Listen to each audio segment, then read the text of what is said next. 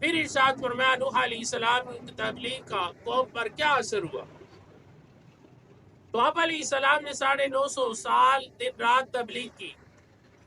اور لیکن قوم قریب آنے کے بجائے دور چلی گئی، اور آپ کی تقریر کو نہ سننے کی غرض سے اپنے کانوں میں انگلیاں ٹھوستے،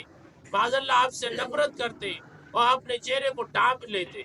اللہ تعالیٰ نے قرآن میں اسے بیان کیا، قال رب انی دعوت قومی لیلا ونہارا فلم یزدهم دعائی الا فرارا وإني كلما دعوتهم لتغفر لهم جعلوا أصابعهم في آذانهم واستغشوا ثيابهم وأسروا واستكبروا استكبارا۔ عرض کیا ہے میرے رب، میں نے اپنی قوم کو دن رات بلایا تو میرے بلانے سے ان کا بھاگنا بڑھائی ہے، اور میں نے جتنی بار انہیں بلایا تو انہیں بخش، اور انہوں نے اپنے کانوں میں انگلیاں دے دی اور اپنے کپڑے اوڑھ لیے، بڑھت درمی اور غرور کیا۔ نوح علیہ السلام نے اللہ تعالیٰ کی حضور عرض کیا کہ اللہ، میں نے تیرے احکام پہنچانے میں کوئی کوتاہی سستی نہیں کی،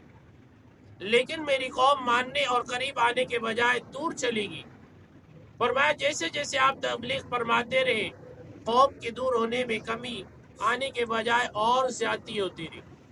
اللہ تعالیٰ کی نبی قوم کا شفقت کا یہ عالم کہ آپ کو اس راہ پر چلانا چاہتے تھے جس پر چلنے سے ان کو نجات حاصل ہو، یعنی قوم کی ہٹ درمی اور گناہوں میں مبتلا اور گمراہی میں گرے ہوئے